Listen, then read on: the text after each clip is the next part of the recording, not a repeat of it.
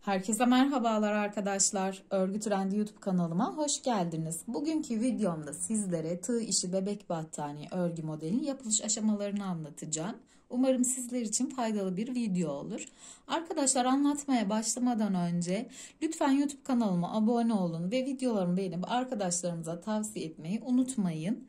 Şimdiden teşekkür ediyorum ve iyi seyirler diliyorum. Dilerseniz hep birlikte başlayalım.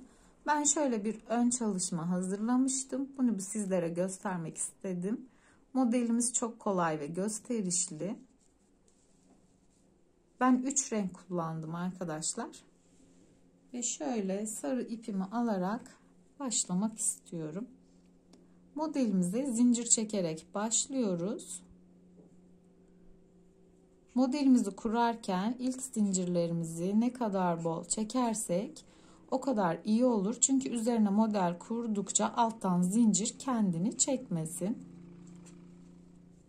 Biraz zincir çekelim. Modelimi kurmam için bu kadar bir zincirim yeterli.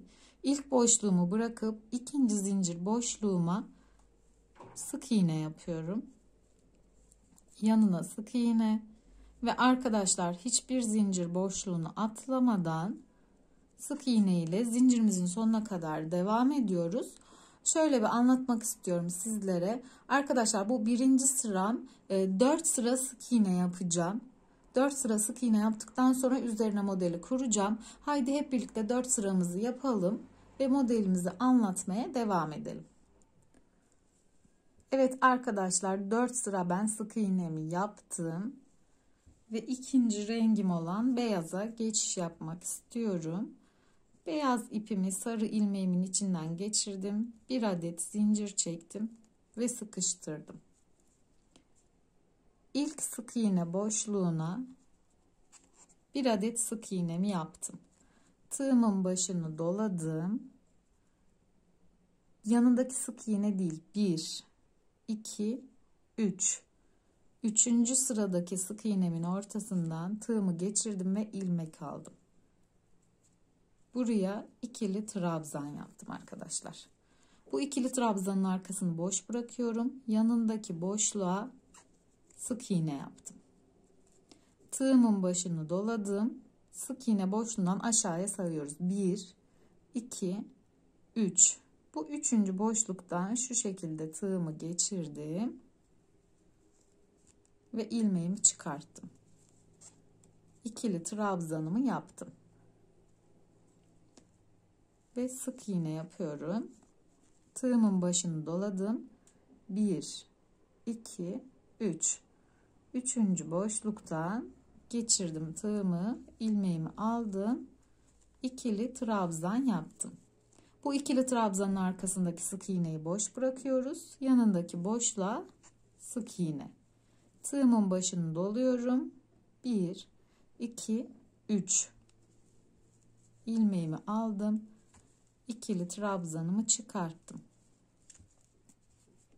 Bakın bu şekilde bir sık iğne, bir trabzan, bir sık iğne, bir trabzan şeklinde sık iğnemin sonuna kadar ilerleyelim.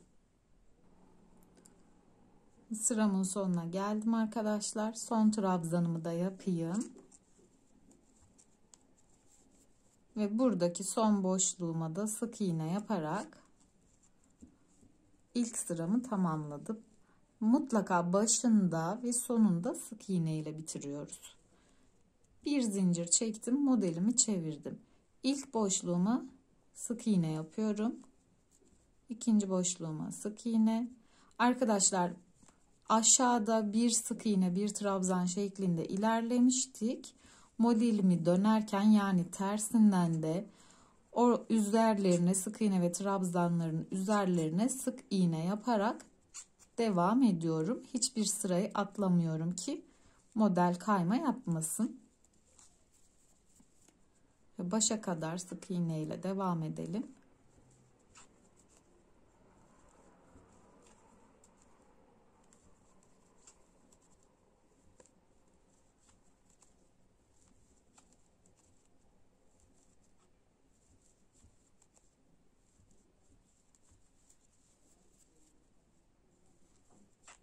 Sonuna geldim.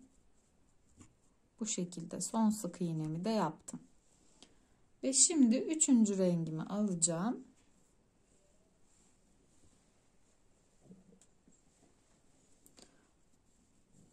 Mavi ipimi aldım arkadaşlar. Beyaz ipimin içinden geçirdim. Bir zincir çekerek burayı bir sabitledim. Modelimi çeviriyorum. İlk boşluğuma sık iğne. İkinci boşluğuma, yani trabzanın üst noktasındaki boşluğa sık iğne. Tığımın başını doluyorum. 1, 2, 3. 2 trabzanın arasındaki sık iğnemin içinden tığımı geçirdim. İlmeğimi aldım.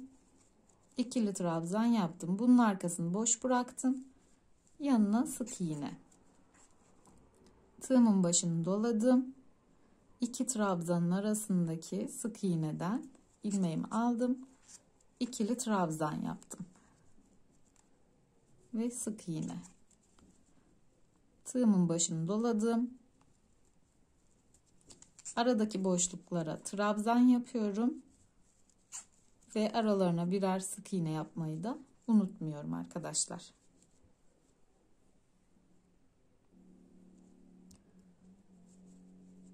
Sonuna yaklaştım. Şuraya son trabzanımı da yapayım. Sık iğnemi yaptım. Bir boşluk kaldı. Oraya da sık iğne yaparak bu sıramı da tamamlamış oldum. Şimdi bir adet zincir çektim. İlk gelen boşluğa sık iğne yapıyorum. Devam ediyorum arkadaşlar. Modelimin şu an arkasındayım. Arkasından giderken daima hiçbir boşluğu atlamadan sık iğne yaparak devam ediyoruz.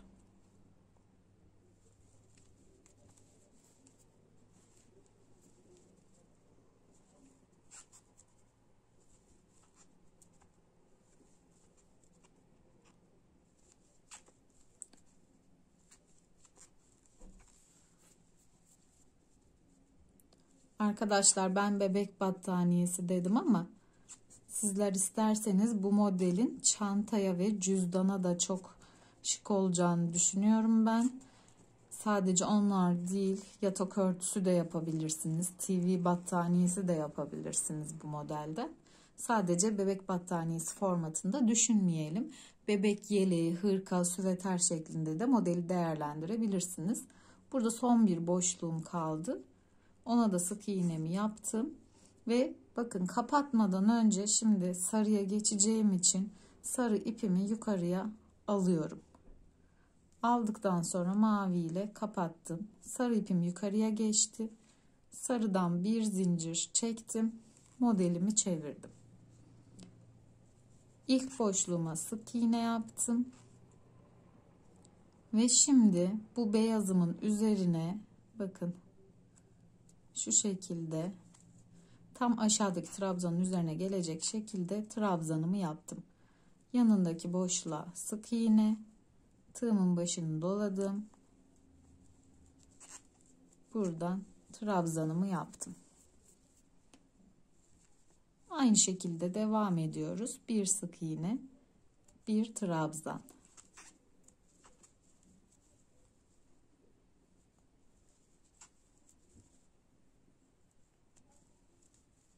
Model yukarıya doğru ilerledikçe kendini daha güzel gösteriyor, daha anlaşılır oluyor arkadaşlar.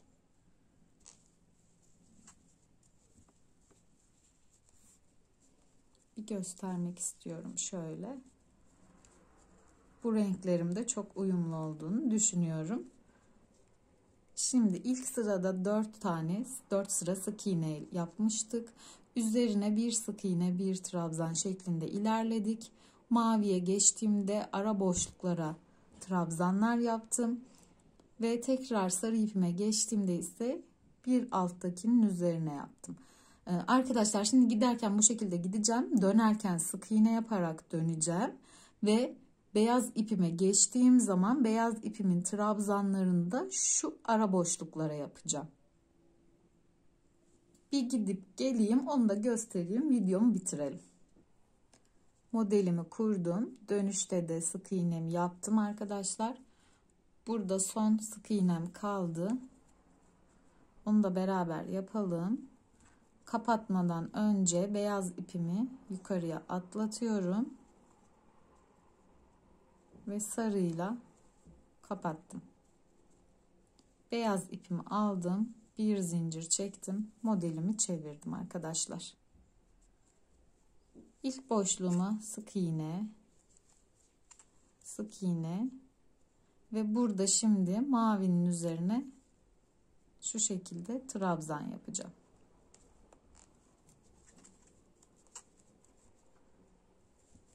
Bir sık iğne yaptım. Trabzanın arkasındaki sık iğneyi boş bırakıyoruz. Araya sık iğne.